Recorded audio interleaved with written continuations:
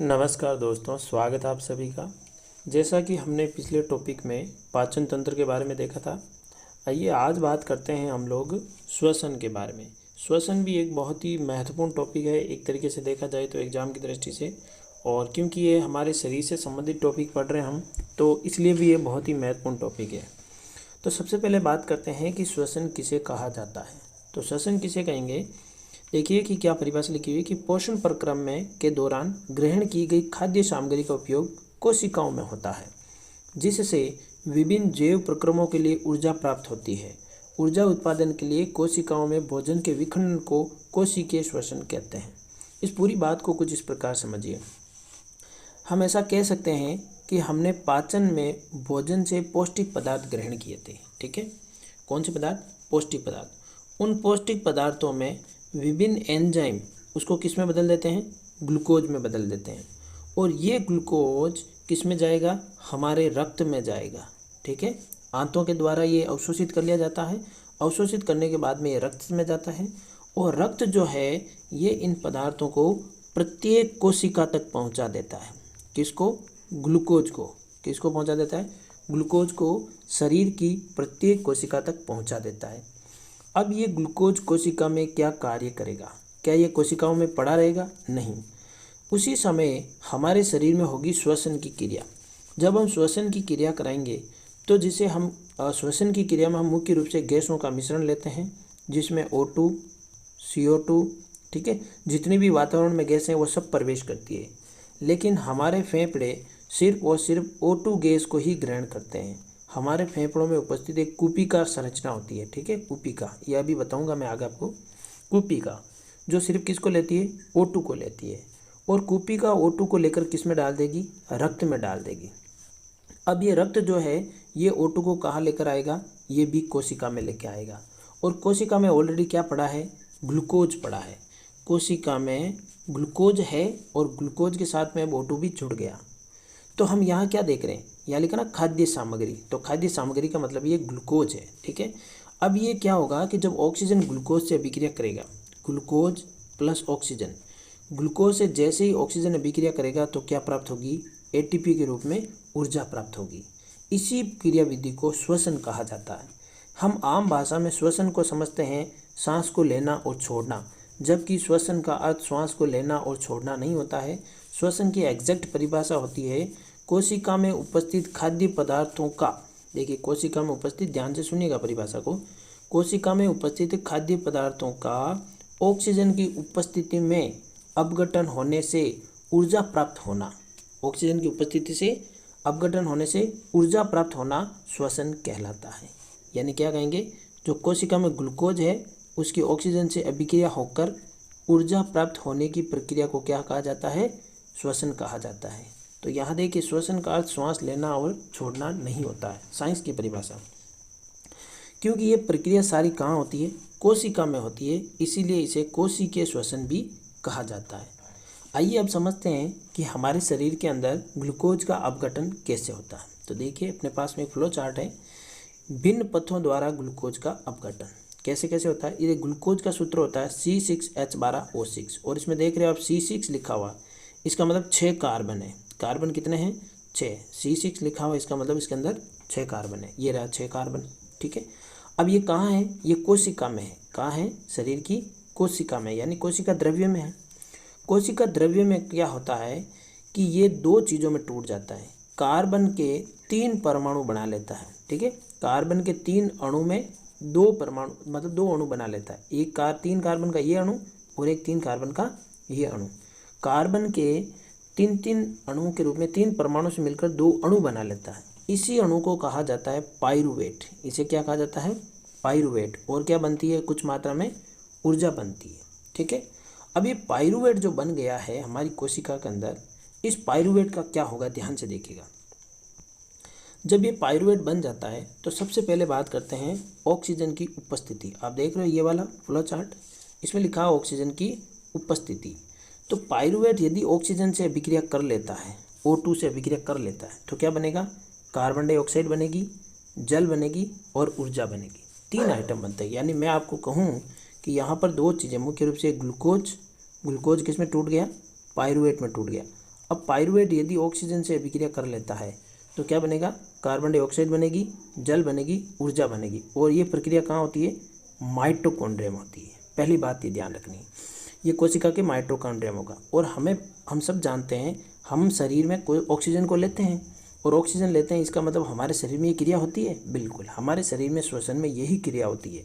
हम श्वसन की क्रिया करते हैं, वो ग्लूकोज से अभिक्रिया करेगा, पाइरूवेट टूटेगा और O2 से अभिक्रिया करके क्या बनेगा, कार्बन डाइऑक्साइड बनेगा यानी CO2 बनेगा, जल बनेगी और ऊर्जा बनेगी ATP के रूप में, एडिनोसिन ट्राइफॉस्फेट। ये माइटोकॉन्ड्रिया। अब यदि ऑक्सीजन पूर्ण रूप से हमें नहीं मिलती है, आधी अधूरी मिलती है, तो क्या बनेगा, देखो, तो लैक्टिक अम्ल बन जाएगा शरीर में। कौन सा अम्ल, लैक्टिक अम्ल बन जाएगा। और ये हमारी शरीर की मांसपेशियों में होता है। लैक्टिक अम्ल किस में बनता है, शरीर की मांसपेशियों में बनता है। कब बनेगा, मैं आपको बता देता हूँ। जब हम कभी अचानक से कोई ज़्यादा काम कर लेते हैं या व्यायाम कर लेते हैं या एक्सरसाइज कर लेते हैं, तब आपने कभी देखा होगा कि दूसरे दिन हमारी मांसपेशियाँ बहुत दर्द करती है। उसका कारण यही होता है कि हमारे शरीर को पूर्ण रूप से ऑक्सीजन नहीं मिल पाती है मांसपेशियों को, जिसकी वजह से मांसपेशियों में लैक्टिक अम्ल बन जाता है। इसकी वजह से मांसपेशियों में क्रैश पड़ने शुरू हो जाते हैं। क्रैश को ही कहा जाता है मांसपेशियों का कठोर होना। अब तीसरी बात बताता हूँ आपको कि यदि ऑक्सीजन मिले ही नहीं, पाइरूवेट को ऑक्सीजन नहीं मिले बिल्कुल भी, तो क्या होगा, तो बनेगा एथेनॉल, कार्बन डाइऑक्साइड और ऊर्जा। यानी यहाँ देखो क्या बना, एथेनॉल बना है, एथेनॉल बन चुका है। यहाँ पर ये एथेनॉल मुख्य रूप से यीस्ट जैसे सूक्ष्म जीवों में, यीस्ट कह दीजिए या फिर एक और बैक्टीरिया भी कह सकते हैं। और इसमें किवन क्रिया मुख्य रूप से आप समझ लीजिए, कोई भी पदार्थ होता है यदि उसको गलाना हो या सड़ाना हो तो उसको बंद करके किसी बर्तन में रख दिया जाता है, तो जो सड़ाने की क्रिया होती है उसे कहा जाता है किवन क्रिया। तो इसके लिए मुख्य जिम्मेदार एक तो यीस्ट, जो कि ऑक्सीजन की अनुपस्थिति में कार्य करता है। इसके अलावा एक और ध्यान रखना आपको, लैक्टोबैसिलस, ठीक है, ये दही में पाया जाने वाला जीव, ये भी ऑक्सीजन की अनुपस्थिति में क्रिया करता है, जिसकी वजह से दही के अंदर क्या बनता है, एथेनॉल। और एथेनॉल जो एक पदार्थ है, एक नशीला पदार्थ होता है। इस वजह से दही पीने से व्यक्ति को नींद आती है, एक तरह का नशा है, ठीक है। इसमें शराब की थोड़ी मात्रा होती है, ठीक है भाई। ये आपको विशेष पॉइंट यहाँ पर ध्यान रखना है। आगे बात करते हैं तो श्वसन, यहाँ पर हम देख पा रहे हैं दो प्रकार का अपन डिवाइड कर सकते हैं। पहला होता है वायवीय श्वसन और दूसरा होता है अवायवीय श्वसन। वायवीय श्वसन का अर्थ हुआ ये ऑक्सीजन की उपस्थिति में होगा और अवायवीय श्वसन का अर्थ होगा ये ऑक्सीजन की अनुपस्थिति में होगा। तो यहाँ पर ये बहुत इंपॉर्टेंट एग्जाम की दृष्टि से प्रश्न बन जाता है कि वायवीय श्वसन और अवायवीय श्वसन में क्या अंतर है।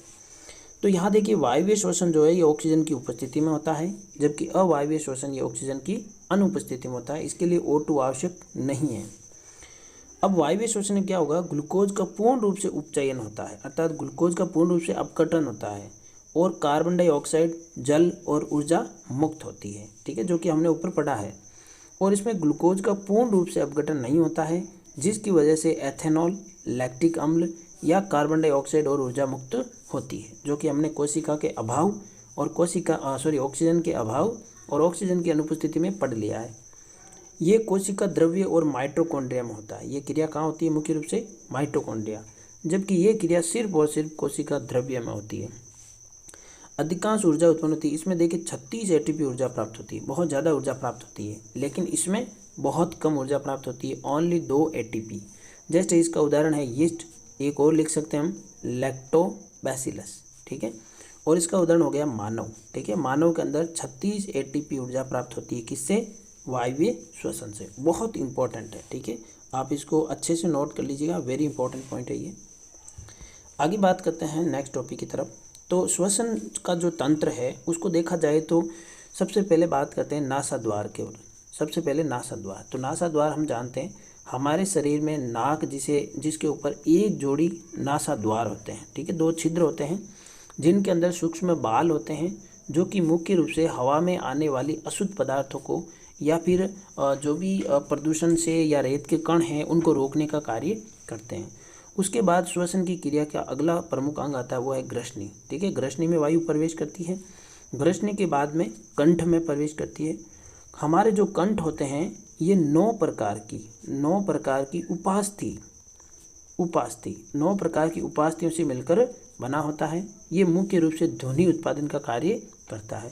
उसके बाद में श्वास नली में हमारे C आकार के, कैसे, सी आकार के छल्ले पाए जाते हैं जो कि श्वास नली को पिचकने से रोकते हैं। देखिए इस प्रकार की नली होती है ना, इस प्रकार की नली होती है। अब ये क्या करती है, श्वास नली को पिचकने से रोकती है, ठीक है। उसके बाद में आती है श्वसनी। ये श्वास नली आगे जाकर दो भागों में डिवाइड हो जाती है और इन्हें कहा जाता है श्वसनी। और ये श्वसनी आगे जाके अनेक छोटी छोटी नलियों में विभाजित हो जाती है जिन्हें कहा जाता है श्वसनिकाएँ, ठीक है। ये इस प्रकार आगे जाके छोटे छोटे भागों में डिवाइड हो जाती है, इन्हें कहा जाता है श्वसनिकाएँ। और श्वसनिका के ये चारों ओर देखिए यहाँ पर ये इस प्रकार होते हैं फुफ्फुस यानी फेफड़े। और ये जो सिरे हैं श्वसनिका, इसके अंतिम सिरे पर देखो गुब्बारेनुमा संरचना होती है इस प्रकार की, ठीक है। इन्हें कहा जाता है कूपिका कोश। और प्रत्येक कूपिका, जैसे मैं एक कूपिका बना दूं, ये कूपिका है, ठीक है। तो इस कूपिका के चारों ओर है ना ऐसे, यहाँ रक्त वाहिनियों का जाल होता है, रक्त की वाहिनियाँ होती है जिसे रुधिर वाहिनियाँ कहते हैं। तो ये रुधिर वाहिनियाँ किसके चारों ओर होती है, कूपिका के चारों ओर होती है। क्यों, क्योंकि कूपिका से ये क्या ले जाएगी, O2 ले जाएगी और CO2 वापस लाएंगे, ठीक है। तो यहाँ पर ये अपने पास में देखिए श्वसन तंत्र का पूरा एक डायग्राम है। इसमें अपन देख सकते हैं ये नासा द्वार, उसके बाद ये ग्रसनी, फिर ये श्वास नली, उसके बाद ये फेफड़े, ठीक है। ये श्वसनी, श्वसनिकाएँ, कूपिका, और यहाँ पर होता है डायफ्राम, ठीक है, इसे डायफ्राम कहा जाता है। ये पसलियाँ, ये फेफड़े, ये उपास्थि के छल्ले, मैंने कहा था आपको, ये कंठ में होते हैं, ठीक है। और यहाँ पर देखो इसको थोड़ा जूम किया है, इस भाग को ना थोड़ा जूम किया हुआ है। जब इसको जूम किया तो देखो यहाँ पर ऐसी संरचना दिख रही है, ये जो कूपिका है, ठीक है। इन्हें कहा जाता है कूपिका। मैंने कहा ना गुब्बारे जैसी छोटी संरचना होती है, इन्हें कूपिकाएँ कहा जाता है, ठीक है। आई होप आपको ये अच्छे से समझ में आ गया होगा। आगे बात करते हैं, कुछ और चीज़ समझ लीजिए। जैसे श्वसन की क्रिया दो प्रकार से होती है। एक होता है अंतःश्वसन, दूसरा होता है उच्छ्वसन। अंतःश्वसन का मतलब होता है श्वास को अंदर लेना। इसमें क्या होगा, छाती फूलती है, वक्ष गुहा फैलती है, और इसमें क्या होता है, श्वास को बाहर छोड़ना, यानी वक्ष गुहा मूल आकार में वापस आ जाती है। पसलियों में संलग्न पेशियाँ सिकुड़ती है। देखिए सांस जब अपन लोग अंदर भरते हैं तो पेशियाँ सिकुड़ती है, और सांस छोड़ते हैं तो पेशियाँ वापस शिथिल हो जाती है। वक्ष ऊपर और बाहर की ओर गति करता है, मतलब फेफड़े फूलते हैं, और इसमें फेफड़े फूलते नहीं है, वापस अपनी जगह पर आ जाते हैं। गुहा में वायु का दाब कम हो जाता है और वायु फेफड़े में भर जाती है, और इसमें क्या होगा, गुहा में वायु का दाब बढ़ जाता है तथा वायु फेफड़ों से बाहर निकल जाती है। तो ये आपको एक विशेष बात ध्यान रखनी है। इसके अलावा छोटी सी परिभाषा है अंतःश्वसन, यानी सांस को वायुमंडल से गैसों को अंदर लेना। उच्छ्वसन, फेफड़ों से वायु गैसों को बाहर निकालना। बहुत आसान चीज़ है ये। स्थलीय जीव श्वसन के लिए वायुमंडल से ऑक्सीजन उपयोग करते हैं, जैसे मानव, ठीक है। और जो जीव जल में रहते हैं वे जल में विलय ऑक्सीजन का उपयोग करते हैं। आई होप ये चीज़ आपको समझ में आ गई होगी। नेक्स्ट क्लास में हम पढ़ेंगे श्वसन का आदान प्रदान ऑक्सीजन का कैसे होता है। ये पूरा एक चक्र काम करता है, कैसे करता है इसके बारे में समझेंगे। मिलते हैं अगली क्लास में, तब तक के लिए जय हिंद, जय भारत।